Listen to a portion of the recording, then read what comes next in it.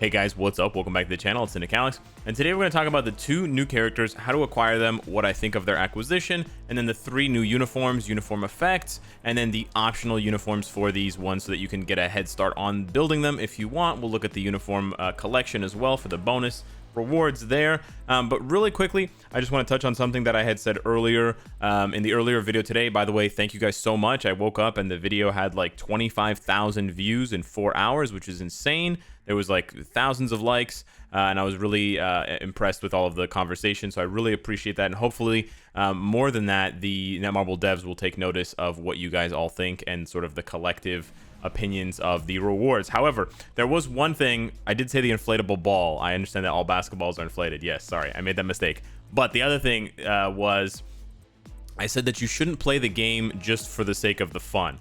And when you say it like that, when you're talking about games, it sounds as though you're not having any fun playing the game. But what I was trying to say by that is, you know, with mobile games, it's a little bit different than other types of games. Or other types of games, it's a singular transaction. You pay for it once and you get it, and that's it. So then the amount of enjoyment that you get out of the game is really up to you, because the developer has created a game. Obviously, if the game has some sort of crazy flaws, or if it's crashing or whatever, if it's unplayable, then you're going to want a refund. But if not, it's up to you, right? Some people will play a game once and then they will never pick it up again. I'm usually like that. Like, I played Legend of Zelda Breath of the Wild. I played it once. I played it for like 30-40 hours, and I felt like I got my money's worth, but I didn't go back and play. Other people will get thousands of hours of enjoyment out of Legend of Zelda Breath of the Wild. That's their choice. But mobile games are a little bit different, because mobile games are free to play, so you can actually enter and play the game for free without spending any money, which means that the games need to operate under a different parameter of rules. One of the main rules being that they require people to continuously spend money, right? If no one continues to spend money,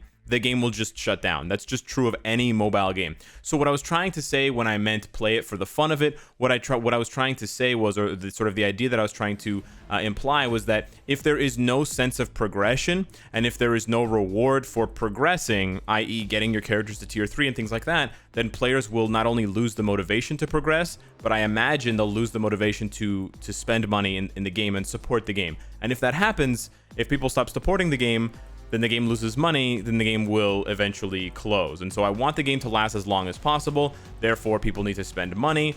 Therefore, they need to create progression systems that make sense. And they should not only rely on the player's goodwill and the player's, desire to have fun in the Marvel universe. That just doesn't cut it. That cuts it for a game like Marvel Ultimate Alliance or whatever, like a one-time purchase. But it absolutely does not cut it for mobile games, because it's a different beast altogether. So I just wanted to make that clear. And I just wanted to explain my thinking a little bit further. I just didn't do it in that video because it was already like a 20-minute runtime. Anywho, brand new characters, brand new uniforms. Let's jump into it. So there's going to be some controversy here. There's going to be a little bit of, there's going to be mixed feelings for sure. So we're going to start with Abomination. This one is by far the most bizarre, and it suits the name Abomination, okay? So how do you obtain Abomination? Well, if you go over to the Marvel Universe tab and you click down over here where my camera is hiding, where it says location, you will see can be acquired through Abomination's special training in the, say it with me now, Danger Room. Yeah, I'm doing a lot of hand signals today. We go over to Danger Room. You're going to see it very briefly in the top left-hand corner. You missed it. It's gone. It's the thing. It's the Professor X pack. It's the Rachel Summers pack. It's the Negasonic Teenage Warhead pack. It is I think that's it. I think those are the only ones we have. I'm pretty sure. I may be wrong about that, but yeah, it's those packs. And of course, in addition to that, you can also get him by placing in Platinum or Vibranium or Challenger and then opening that reward at the end of the week. Now, I always recommend that if you're going for those rare characters, if you're not going to fork over the crystals, that you always try to get to Vibranium, because Vibranium and Challenger will drop 10 biometrics of the character if you're lucky enough to land on one of these 4, and that will give you enough to 1-star unlock the characters that you can use a mega rank up ticket. You can use a mega tier 2 if you only go up to Platinum, which is fine. It's still good to do that. You're only going to get 5 biometrics, so you're actually going to have to do that twice, and it's a 1 in 20 chance if you assume that all the biometrics are equally weighted. Yeah, it's a 1 in 20 chance twice. It's probably very unlikely. So yeah. Now, the first thing you're going to notice is that the background on all these characters are purple, because they're X gene characters, because they're mutants. And you know, if you look closely, I mean, I know his face is green, but the background for Abomination is also green. I'm being heavily sarcastic because Abomination is not a mutant. This is going to be the first place that this is going to be the first idea that people go to, and this is going to be the first sort of rejection of this idea. And I agree. I think that Netmarble has created a situation in which they're like, hey guys, we're gonna sell these expensive mutants, but it makes sense because they're mutants and it's the Danger Room.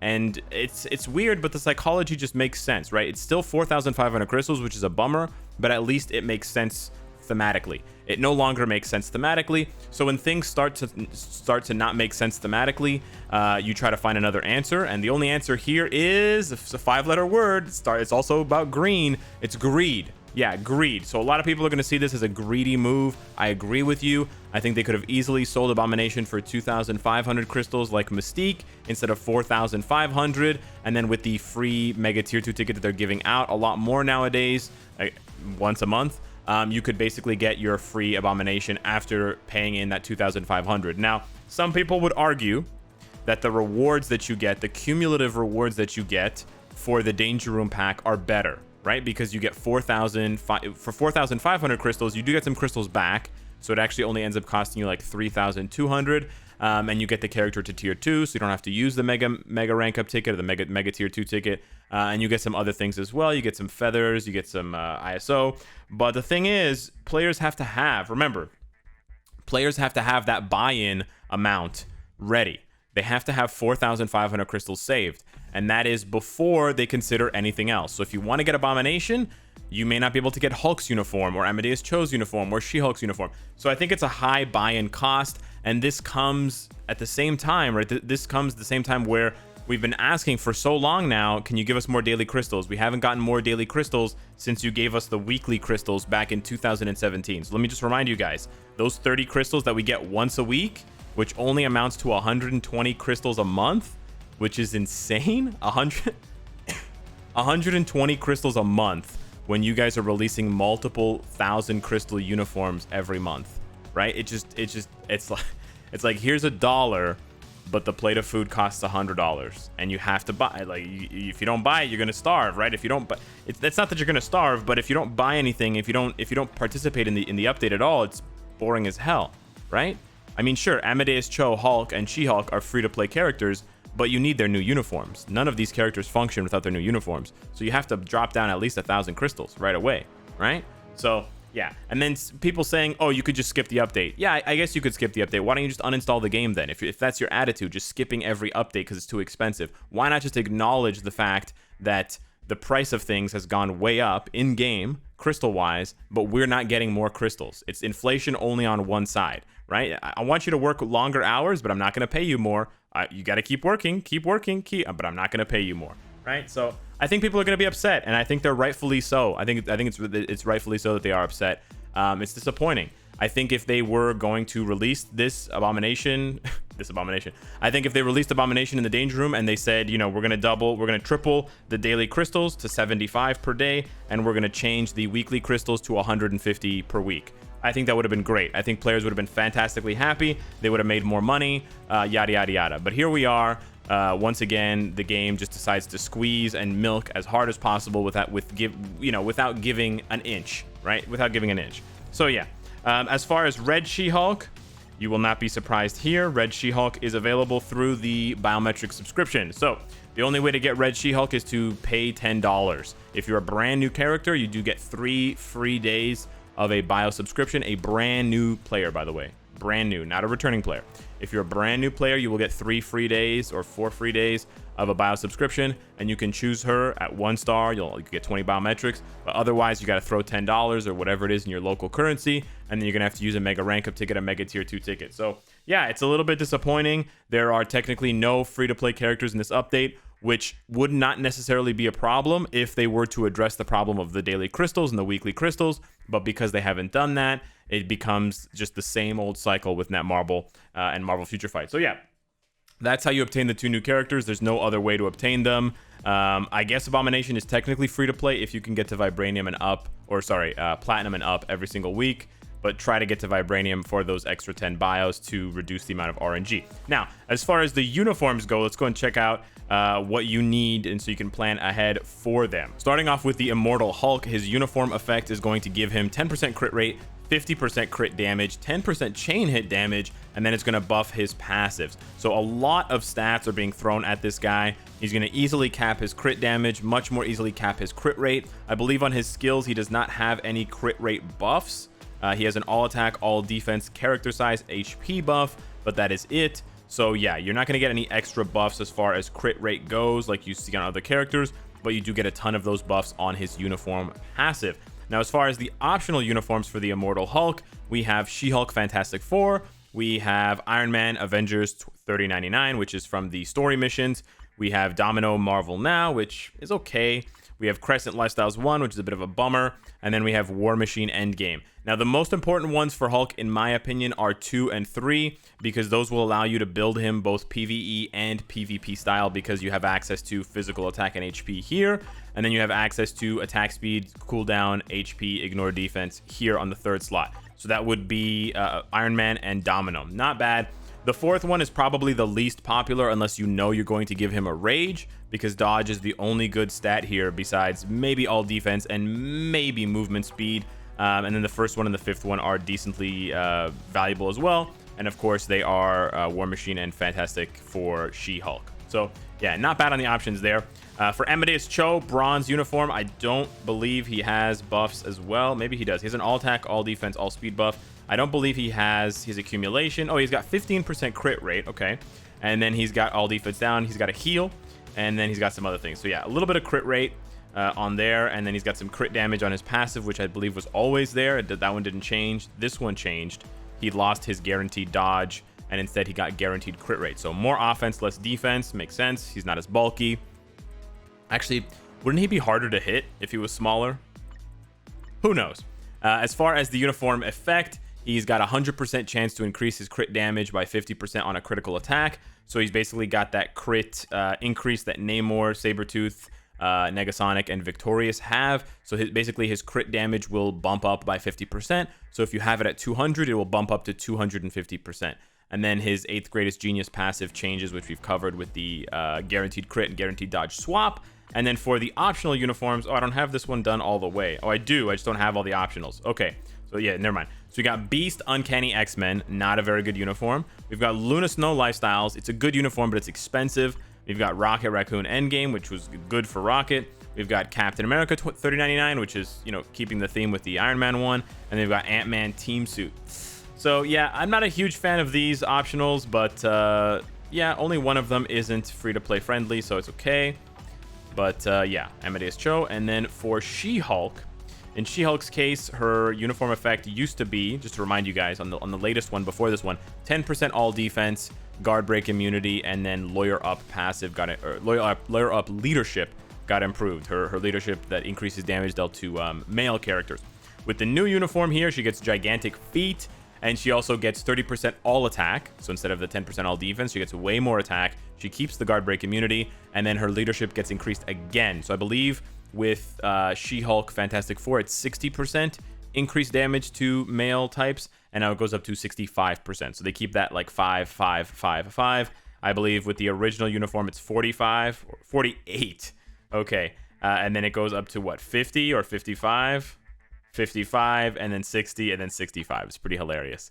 So we've moved 12% over the course of 3 uniforms for She-Hulk. And then as far as the optionals go for She-Hulk, we've got Ronin from Captain Marvel movie. We've got Sabretooth, Uncanny Avengers. We've got Human Torch, Future Foundation, which I don't really like this uniform, but okay. Captain Marvel Endgame, which is good, and then Vision, Uncanny Avengers. So this one's, again, a little bit more free-to-play friendly, except for Sabretooth. Actually, Sabretooth is pretty brutal. But otherwise, it's decent. So yeah, decent uniform options, good uniform effects, I would say. I would say all of these uniforms do a good job of substantially improving these characters. I think perhaps She-Hulk is going to get the least out of all of them, just because unlike Hulk, she doesn't get a tier 3, and then unlike Amadeus Cho, she doesn't get an awakening skill, so she might seem worse by comparison, but we'll see. As far as Amadeus Cho, a lot of people are going to ask, I have no idea who the required characters are for Atlas Tactics. You can see here, I already have the skill unlocked. It was pre-unlocked on the APK, so I have no way of seeing that requirement page where it says who is needed. But if you go ahead and you look in the skill preview, and I'll just remind you guys here, you can see Luna Snow and Wave. So a lot of people are speculating that you're going to need Luna Snow and Wave. That's a pretty expensive cost, if you ask me. You're going to see there's Wave, and then there's Luna down there. There's Luna. She comes in and she freezes all the water, and then they both stand there. It's a really cool animation. But yeah, Luna Snow, super expensive character, of course. And then Wave, probably the worst support character in the game, but still the second best heroic quest character. I would say White Fox is by far the best heroic quest character, but she's the second best. But again, so if you want to get Wave to get Amadeus, so it's 1,000 crystals for the uniform. It's another 1,500 to get Wave tier 2 if you have to get Wave tier 2, right? So you can see all these crystal costs embedded in the update. So just for the sake of the math here, if you wanted to get everything in the update, and again, I'm not saying that free-to-play players should unlock everything every single update, but just to continue the narrative of these ballooning costs crystal wise for Marvel Future Fight every single update without improving the amount of crystals that we can obtain as players, you've got 4,500 for Abomination, then you've got 1050 for Hulk, you've got 1050 for She-Hulk, and you've got 1050 for Amadeus Cho. That's 7,650 crystals up front. And then assuming you don't already have Wave, it's another 2 months, of course, but it's another 1,500 crystals to get Wave to tier 2, unless you would be crazy enough to use a mega tier 2 ticket and some rank up tickets on Wave, because one run of her heroic quest is only going to give you 440 biometrics. Or yeah, okay, 440. So 440 is not even enough to get her to 6 stars. So you'd have to use like a 5-star and 6-star rank up ticket, and then you'd also have to use a mega tier 2 ticket. And so that brings our total to just over 9,000 crystals. 9,000, so just under 10,000 crystals. Again, we've gone like 5 updates in a row now where the cost of everything is close to or over 10,000 crystals. And we don't even know. There could be other things added in the patch notes that add even more crystal cost. We have no idea, right? But still, they can't give us more daily crystals. They can't give us more weekly crystals. They can't give us more crystals in game modes like Timeline Battle. And they can't, what was I going to say? They can't, oh, that's right. And they can't remove the cost to unequip CTPs, which is, again, another crystal sink. So yeah, let me know what you guys think of the character acquisition, and let me know what you think of the uniforms and the uniform options and the uniform effects. Thank you so much for watching, and I will see you in the next one. Take care.